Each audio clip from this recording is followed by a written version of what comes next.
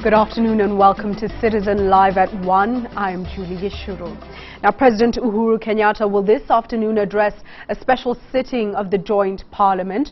The agenda of this special sitting has not been disclosed, but the President's ICC summon is expected to dominate the speech. Legislators allied to the Accord coalition have said they will boycott the sitting, claiming the President is engaging Parliament over what they describe as a personal matter. Jackie Maribe is in Parliament now and she joins us live for details about this sitting. Good afternoon, Jackie. What do we expect this afternoon? Good afternoon to you, Julie, as well. We are currently at the Parliament buildings where, as you have said, President Uhuru Kenyatta is expected to come address a special sitting of the bicameral Parliament. Now, that is Senate and the National Assembly, despite, again, as you have said, Accord members of Parliament saying they will boycott this particular address by the President. Now, we do expect matters ICC to dominate his address this afternoon, but currently we understand there is a National Security Council meeting ongoing at State House, and after that there will be a cabinet meeting once again chaired by President Uhuru Kenyatta and his deputy William Ruto. Now, after that, Julie, the President is going to make his way here where he will address the members of Parliament. It is given in the Constitution that he can convene a special sitting when Parliament opens and any other time in the life of Parliament, and that is the premise upon which they are using to convene this particular sitting this afternoon. Now, after the address, Julie, there is going to be a press conference at Harambee House. Now, we still are not sure whether it is going to be addressed by the President himself or by his spokesperson, Manoa Esipisu. What we can confirm is that there is going to be a national address to the nation at 5 p.m. this afternoon. Now, for what we are expecting and details of that, I am joined by my colleague Kendagor Obadia, who is also here in Parliament to give us the details of that.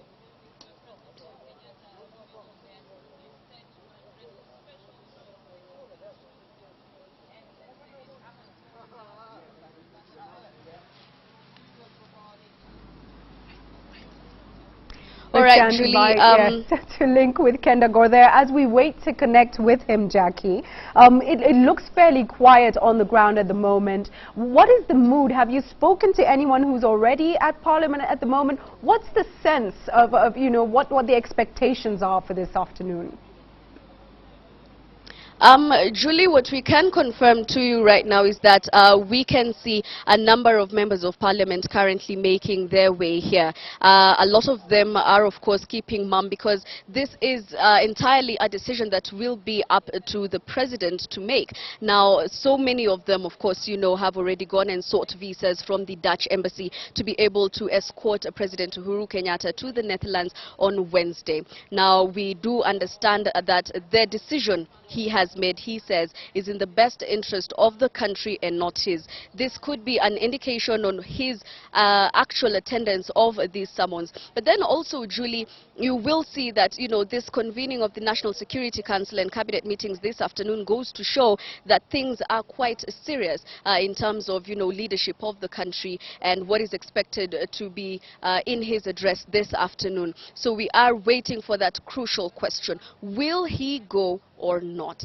And so the mood of many here is just, you know, basically waiting with bated breath on the address that he will give and his position that he will give. Julie. Thank you so much for that, Jackie. And of course, we have a team at The Hague as well, and they're going to be giving us the latest from there. Hussein Mohammed is standing by and Francisco Shuri with him as well. Kendagor now should be standing by with us. Can I confirm that, Kendagor, you are with us, and can you give us an update from your end at Parliament?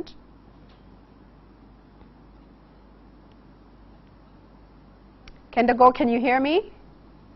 It seems we're struggling with that link, but we will connect with Kendagor Obadia as soon as that is sorted out. And I'm told the team at The Hague is just standing by. They'll be with us in a short while to give us the latest. We move on now with our news, and we're looking at a story from Vihiga County. Amani Coalition leader Musalia Mudavadi has called upon the Office of the Auditor General to update their accounts to facilitate the allocation of more funds to the counties in order to strengthen devolution.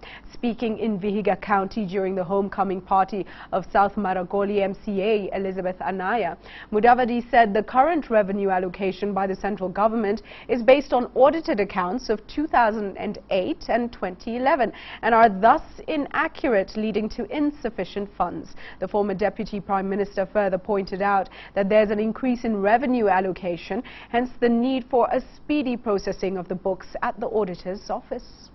Mimi nataka wale auditors general ambao wanafanya hesabu, kwa sababu zile pesa wanaleta Vihiga wanatumia hesabu ya mwaka wa 2011. Tunataka hesabu hiyo mpya ili pesa ambazo zitakuja kwa Wakenya katika kila county ziwe based on current reports. Even as we debate the other issues about increasing allocations to counties, but the trigger that remains the basis for any allocation is that the accounts must be current. More than 100 students of Chebosi Boys High School in Bungoma County spent the night in the cold after fire razed down a dormitory at the institution. The school's administration, however, said no student was injured in the incident. Safi Godana brings us that story. This is the aftermath of a fierce fire that gutted a dormitory at Chebosi Boys High School. According to the school deputy principal, Mr. Kibeti Wanakacha, the fire started when students went into their classrooms early morning. This disaster has befallen us.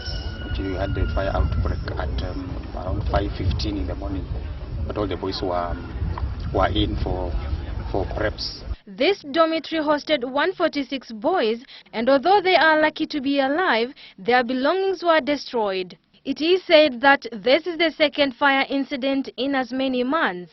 It took the combined efforts of the school fraternity and locals to put out the fire, but their efforts were futile because the area lacks the fire engines. When Zoya Sugar Company finally arrived, it was already too late. I'm calling upon friends, leaders of Chebosi community to come and help these students, because the examination is starting soon and we need to ensure that they have personal effects to ensure that they continue with their exam. The exact cause of the fire is yet to be known, but it is suspected that it could have been caused by an electric fault.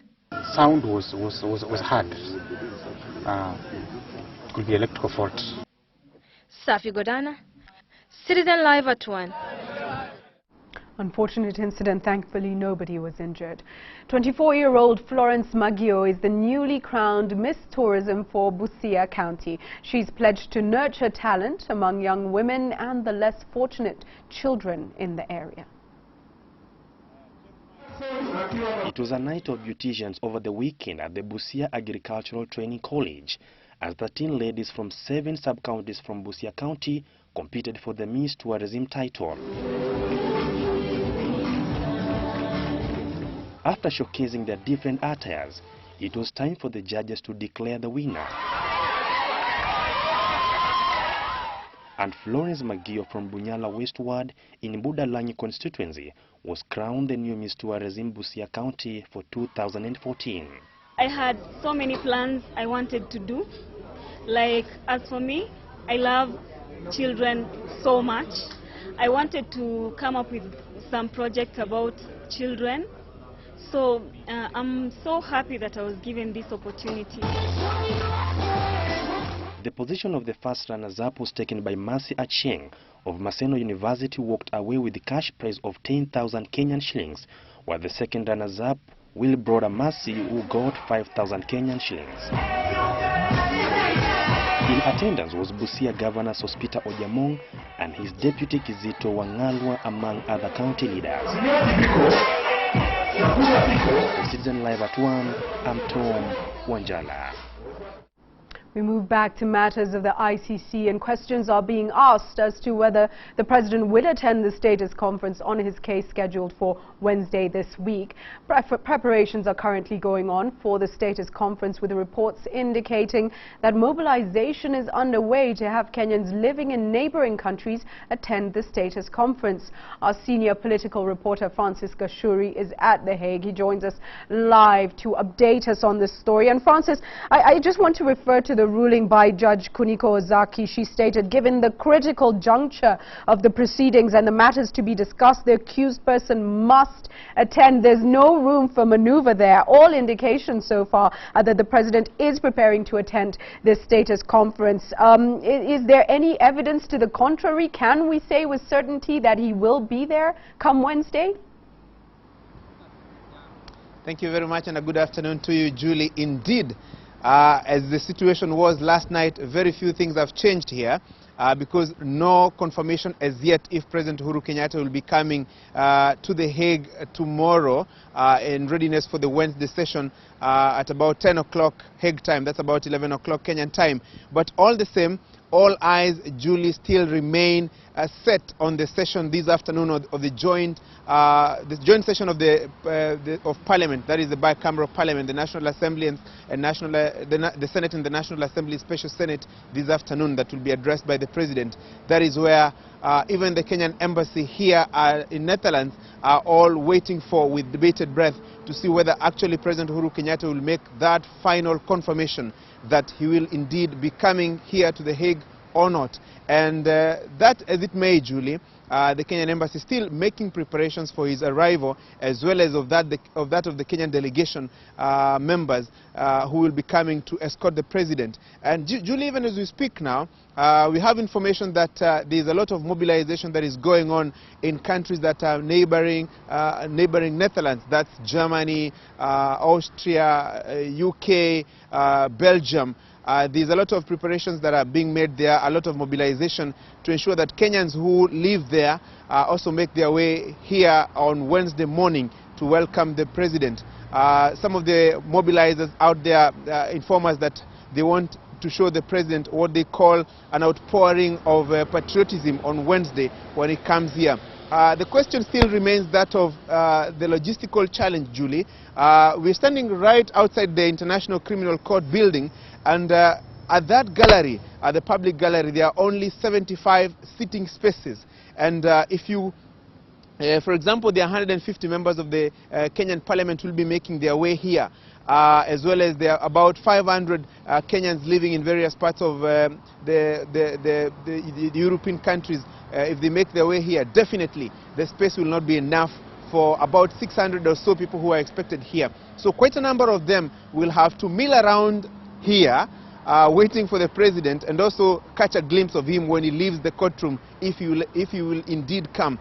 So basically, we are looking at some serious logistical challenge, and of course, you remember last time there were quite a number of members of parliament and they had an altercation here with the Dutch security officers. So that one also cannot be ruled out on Wednesday should President Uhuru Kenyatta come here, because quite a number of them would want to make their way into the gallery, and definitely quite a number of them will miss the spaces. So you expect some drama here, Julie, on Wednesday morning. As I mentioned last night, Francis, it looks like we may make history at The Hague if indeed these numbers are on site for the president's visit. But let's come back to African matters for a moment. If indeed the president does attend the status conference, he will be contravening the AU resolution of the extraordinary summit that was held in October last year, 2013, which holds that no sitting African president should honor a summons to appear before the International Criminal Court. What would this portend?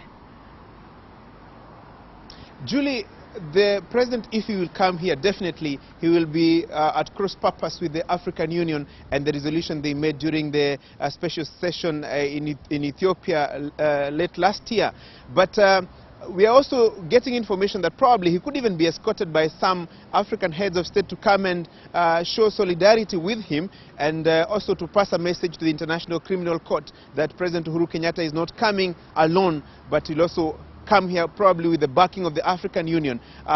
Maybe to them, it is a show of solidarity with the president, but also to pass a message to the International Criminal Court that the African leaders also stand in solidarity with him even as he goes through the trial. But even then, Julie, remember, the resolution of the African Union was not only touching on President Uhuru Kenyatta, but also his deputy, William Ruto. But it's clear the deputy president has made numerous visits to the International Criminal Court and attended sessions as directed by the court. And so definitely it will not be the first, he will not be the first person to contravene that resolution of the African Union because the resolution was also extended to the deputy president, but he has since been coming here to the International Criminal Court.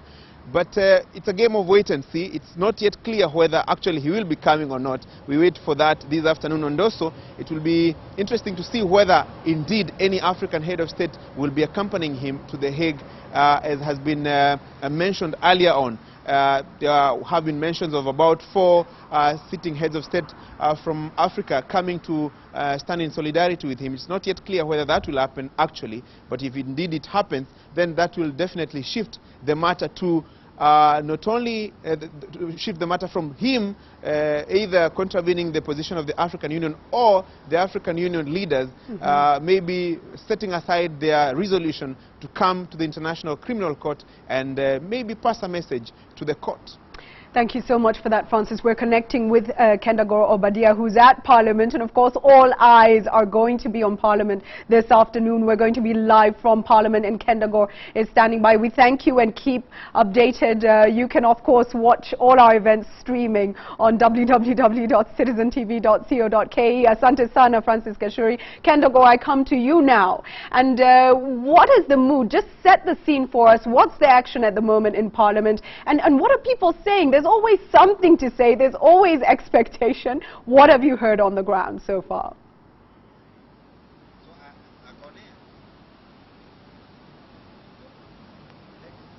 Well, many thanks indeed, Francis Gachuri, right there from The Hague. Interesting to note that things are moving on right there at the ICC before the arrival of President Uhuru Kenyatta. But back here at home, of course, we are looking forward to the presidential address at Parliament. That one coming in about 1.5 hours or so. Remember, the president is expected to come here at around 3 o'clock. We know that members of Parliament have been instructed to be seated by 2:30 before the president arrives. We don't expect much in Parliament. Of course, prayers as usual will begin the day, and then the Speaker of the National Assembly will take over to invite His Excellency the President to make his speech and address to the nation and National Assembly, plus the Senate for that matter. But then what we know is that one wing of Parliament is not going to attend. We don't know how many of them will come. This is following announcement from the minority leader of the Senate, Moses Wetangula, instructing CORD members not to attend because they don't know the reason why the president is attending. And they're saying that the ICC matter is a personal issue, and the president is only allowed to address the nation, or Parliament for that matter, if only the issue he's going to address is a national issue. But then we've had other CORD members who have a different opinion, who are saying that they will attend because it is a provision of the Constitution. Remember, the president is allowed under Article 132 in the provisions of the functions of the president, that the president will be addressing Parliament once every year or any other time he deems appropriate. And so we will just have to hear then from some of the CORD members who think differently. And joining me now is Honorable Agostino Neto, who is a CORD member, to just share with us, Honorable Neto, why do you hold this different opinion from what your party leadership has said? No, first of all, I'm not going to Parliament. If you might just... First, I'm not going to Parliament because I share the view of the leadership of CORD. And I have heard you rightfully say that the President under Article 132 of the Constitution has legal mandate and has legal power to address Parliament whenever he can. Yes, that is the truth. But not on sessions when Parliament is on recess. This is where the problem is, and this is the interpretation that I really think we ought to get right. Standing Orders number 22, which guides Parliament, says that the President can address Parliament anytime on a national issue and everything else like that. That's okay. But special sittings of Parliament are ordered under Order 29 of the standing orders. What does it say? It says that the minority leader or the majority leader shall consult with the speaker, then to invite members from recess. That could happen. But when that happens, the agenda for for calling parliament should be very specific, so that is the only agenda with which parliament deals with that particular day. Right now, as you rightfully put it, you do not even know what the president is going to say. Whereas, under standing order number 29, the president should have told us we want us to talk about the ICC, we want us to talk about victims of post-election violence, we want to talk about Kenya withdrawing from ICC. The agenda ought to have been specific, and that is why we, as Squad, we're saying that perhaps we need to get our constitutional underpinnings right before we can actually participate in this process. Honorable Neto, let me ask you a question. Don't you think the absence of the President of the Republic of Kenya in the country for a matter like this is a national issue, considering that it has a lot of connection to national cohesion? Looking back at what happened in the country in 2007, his absence in the country alone over this matter that touches on national issue is a national matter. First of all, let's say that trials in the national forum is very key. It puts Kenya at the international stage. But the procedure and the manner in which the meeting was called, I mean, you know, we're talking about the independence of the arms of government. The judiciary, the legislature, and the executive are totally independent from each other. So that if the parliament was to be correctly constituted, correctly convened, I think all members of CORD would have gone, even if the president was going to tell us nothing. We'd have actually gone. But the problem we have is the manner in which the parliament has been reconvened. That is where the problem lies. That following the standing orders, the standing orders are not followed, and if at all, the Speaker ought to know that the Parliament is not an appendage of the Executive, and this is where the problem rises, that the President cannot wake up when he wants to convene Parliament. No, but he can address Parliament each time, whenever he wants, when Parliament is in its ordinary sessions, and then he has a special sitting to inform us whatever. But when you're on recess, the formula for convening Parliament is then totally different. So what exactly is wrong on the fact that the Speaker has received the request from the President and the Speaker has forwarded that request to you? What is quite wrong with that? Anticipated. You know, okay, now I understand where you're coming from.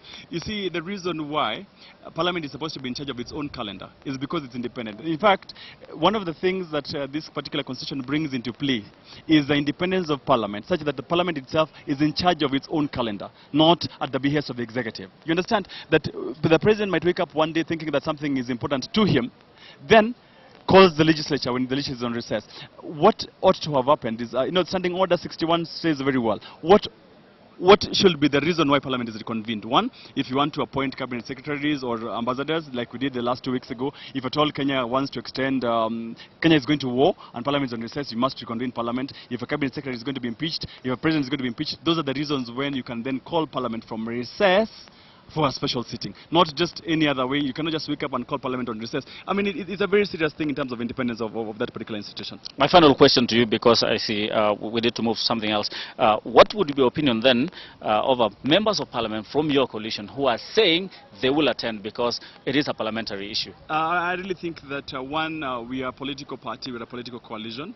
Political Parties Act requires of us to have a discipline. The party leadership has spoken on this one, and I really think that we should be unanimous in terms of the decision of the political leadership. Otherwise, if at all the leadership had not spoken and everyone else was free to make his decision, then you could have allowed a few people to go in. But because the leadership has spoken, I really think let's be faithful to the Political Parties Act. The leadership has spoken, and let's respect the decision of the leadership. Thank you so much, Honorable Neto, for your time. Well, that is Honorable Neto. He is a CORD member of Parliament holding that opinion that members of CORD should not attend because the leadership has spoken. We have some of them. We expected to talk to Honorable Peter Kaluma, who has indicated to us that he will be attending this session so that we may hear from him, but he is not here now.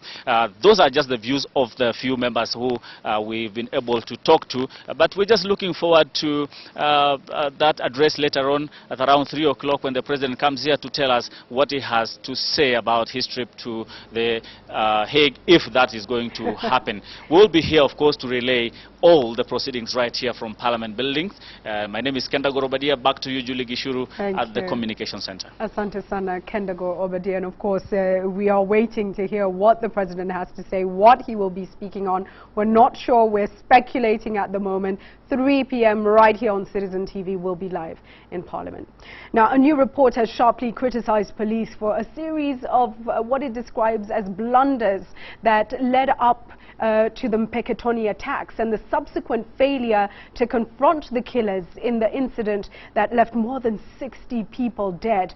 The Independent Policing Oversight Authority says police failed to act on intelligence reports and has given the Inspector General of Police 90 days to review and improve the force's command structure. Alex Kubasu has more on this for us.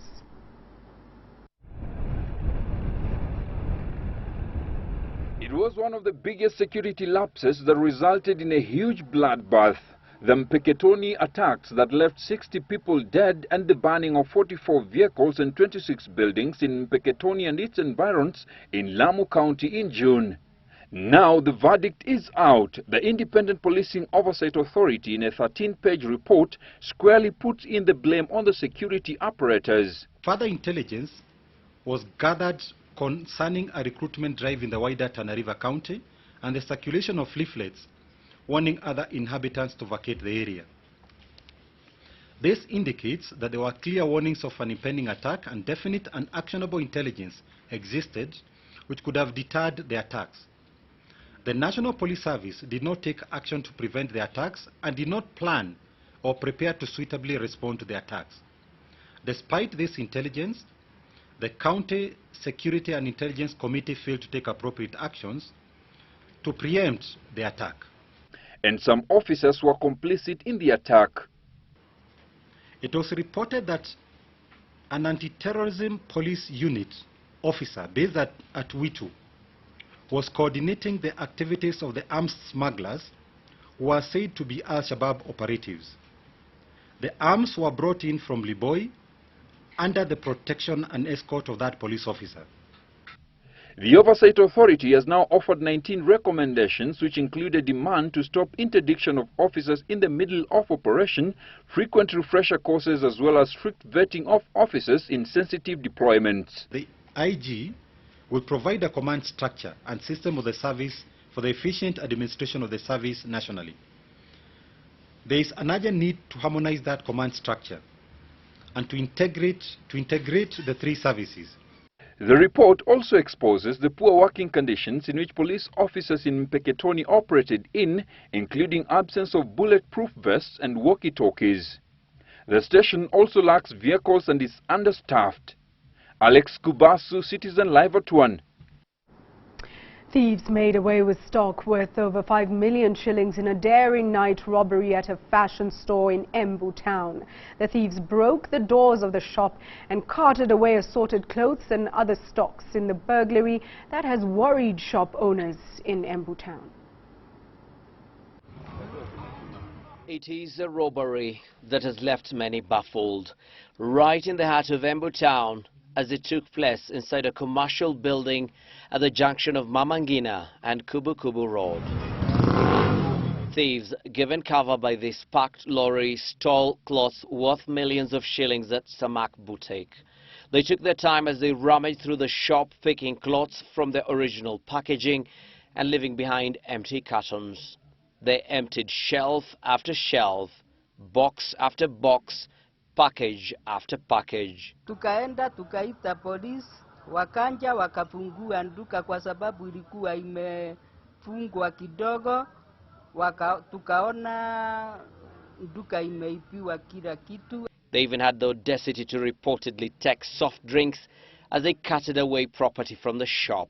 What has shocked many is that nearby watchmen did not raise the alarm and the crime went unnoticed until the break of dawn. Tulipomaliza kanisa, nikaenda maombi mali tulikuwa tuende wanawake, ndipo nilikimbiliwa, nikaambiwa duka imefunjwa. The shop owner, Immaculate Wegandu, says the burglary is a huge setback for her business as she had just restocked the shop ahead of the Christmas season, which is seen as peak season for clothes traders. She had been operating this shop since 1980 and is pained to see the fruits of her hard work stolen in just one evening. Police in Embu County have begun investigations into the crime that has left the businesswoman counting her losses. The thieves may have left the shop with the goods, but they left behind vital clues, including plenty of fingerprints and other forensic leads. No suspects have been arrested since the burglary. Abdi Osman, Citizen Live at 1. Well, we're taking a break now, but we come back to more news on Citizen Live at 1. Stay with Citizen TV.